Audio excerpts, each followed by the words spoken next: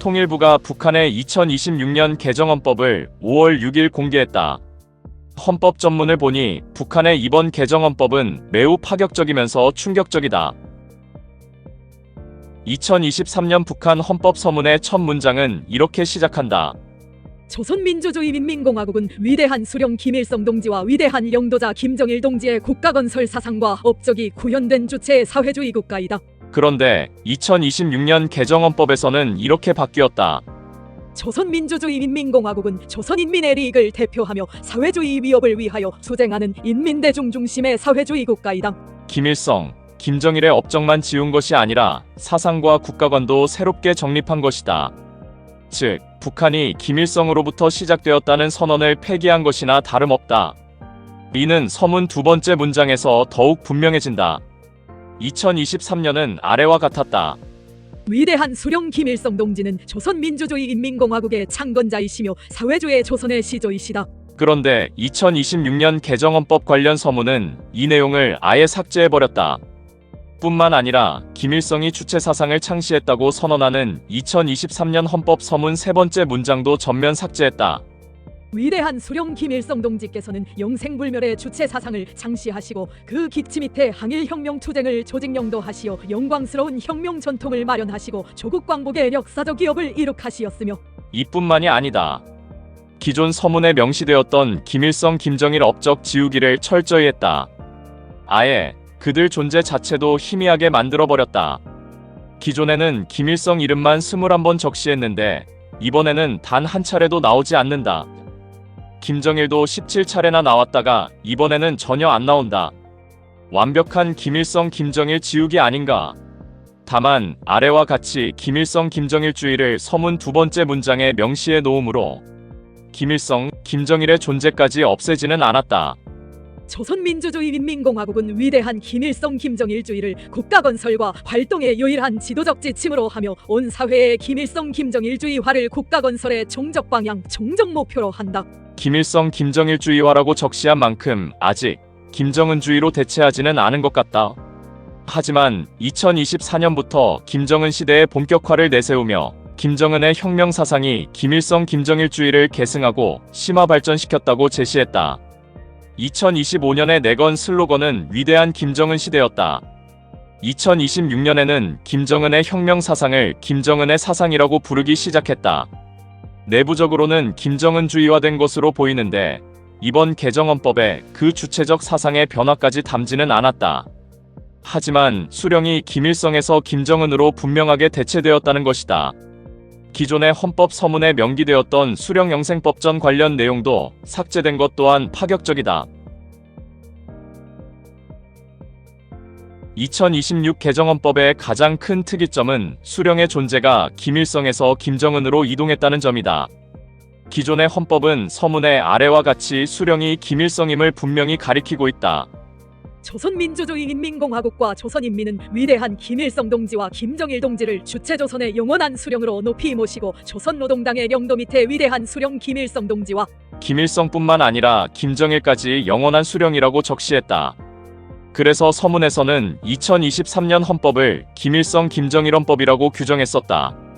그런데 2026 개정헌법은 김일성, 김정일을 수령으로 한다는 문장들을 전면 삭제했고 또 그에 따라 김일성 김정일 헌법이라는 서문 마지막 문장도 삭제해버렸다.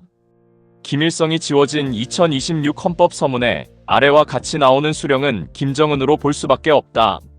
조선민주주의인민공화국은 수령의 유일적 영도 체계를 확립하고 자주의 혁명 노선을 견지하며 인민대중제일주의를 철저히 구현하는 것을 국가건설과 활동의 근본 원칙으로 한다. 조선민주주의인민공화국은 수령의 구상과 의도대로 국가사업 전반을 조직 진행하며 수령의 국가건설 사상과 업적을 견결히 옹호고수하고 끝없이 빛내어 나간다. 수령을 중심으로 하는 국가, 수령제일주의가 유지되었지만 그 수령이 김일성이 아니라 김정은임을 분명히 알 수 있는 문장들이다.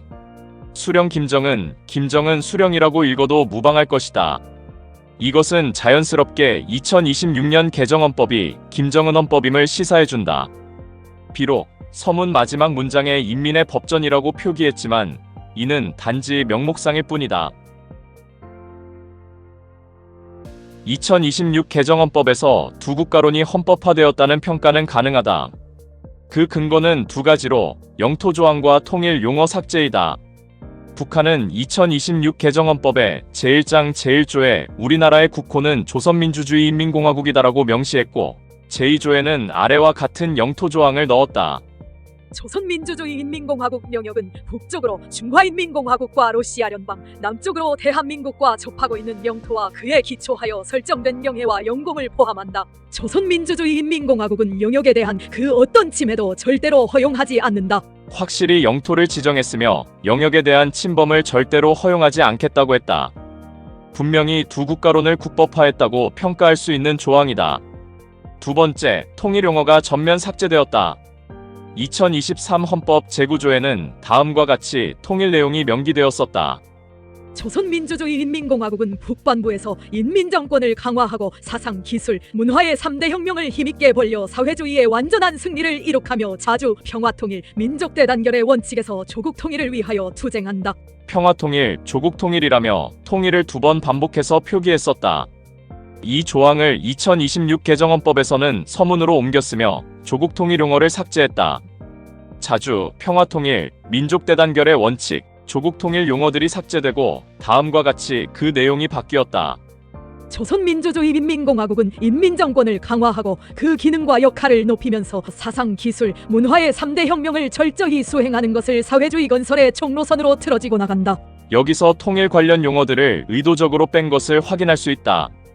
하지만 김정은이 공언했던 것처럼 남한을 적대적인 국가로 딱히 규정하지 않았다. 즉, 적대적인 국가관계, 제1의 적대국으로 명시하지는 않았다. 그래서 헌법 서문 아래 문장의 대외관계에서 남한도 포함된다고 볼 수도 있다.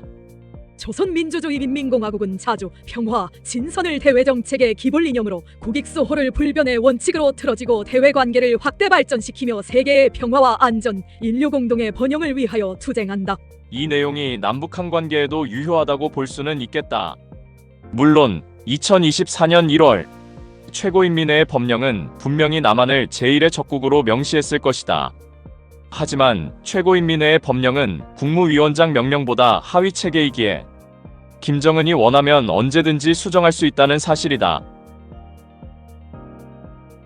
2026년 개정 헌법 서문은 북한이 핵보유국임을 천명한 내용도 삭제했다. 개정 헌법의 특이점이라 할 수 있다.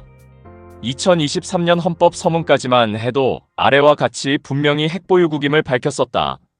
우리 조국을 불패의 정치 사상 강국, 핵보유국, 무적의 군사 강국으로 전변시키시었으며 사회주의 강국 건설의 휘황한 대통로를 열어놓으시었다. 국방 관련 이 문장은 2026 개정헌법 서문에서는 아래와 같이 수정되었다. 조선민주주의인민공화국은 인민군대를 강화하고 전민무장화, 전국요새화를 보다 높은 수준에서 실현하며 국방공업을 발전시켜 국가방위력을 끊임없이 향상시켜 나간다. 정말로 핵보유국이라는 용어가 사라졌다. 서문에 나오는 평화, 신선, 세계평화, 인류 공동의 번영 용어들과 배치된다고 판단해서 그런 것일까?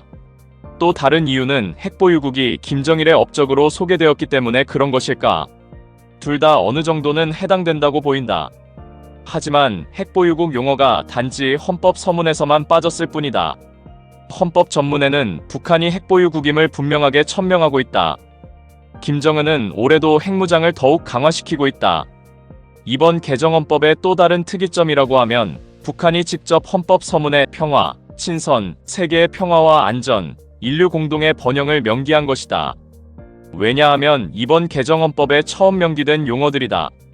반면 헌법 전문 국방 관련 조항 사장에서는 핵보유, 핵무장, 영토안정 조항들이 그대로 유지되었다. 2023년 헌법에도 핵무기 발전 고도화, 영토안정이 포함되어 있었다. 2026 개정헌법에도 핵무기 발전 고도화와 무장력의 사명 영토안정은 그대로 유지되었다. 영토안정을 고수한 만큼 대남적 화야욕은 버리지 않은 것으로 보인다. 다음은 이번 개정헌법의 가장 큰 특징 중의 하나로서 김정은의 국방 권한을 강화시킨 것이다. 제89조의 국무위원장인 김정은의 핵무력 지휘권과 국가핵무력지휘기구의 핵무력 사용권한 위임에 대한 내용을 명기했다. 이 조항은 지난 2023년 9월에 국가핵무력 정책이 헌법화되었다는 것을 재확인시켜주는 것이다. 그런데 5월 6일 통일부가 제공한 대조표 보도자료에 따르면 2023년 헌법에는 국무위원장의 권한의 위에 두 가지가 명시되지 않았다는 사실이다. 2023년 헌법을 확인해보니 관련 조항들은 정말 없었다. 이처럼 두 가지 김정은의 권한은 2026년에 신설된 것이다. 이번에 신설된 김정은의 핵무력 지휘권과 핵무력 사용권한 위임권은 남한에 대한 핵 선제 공격을 선언하면서 나왔던 내용들이다. 하지만 2026년 개정헌법에서는 정작 가장 우려했던 핵 선제 공격을 시사하는 내용들은 발견되지는 않았다. 그렇지만 앞서 밝힌 대로 이번에도 영토 안정을 분명히 고수했다는 점이다. 여기서 북한이 염두하는 두 국가론의 성격이 분단의 고착화, 즉 영구 분단이 아님을 알 수 있다. 여전히 김정은은 대남적 화야욕을 포기하지 않았다. 이런 측면에서 2026년 개정헌법이 내세운 두 국가론을 적대적인 한시적 두 국가론으로 평가하며 제시해본다.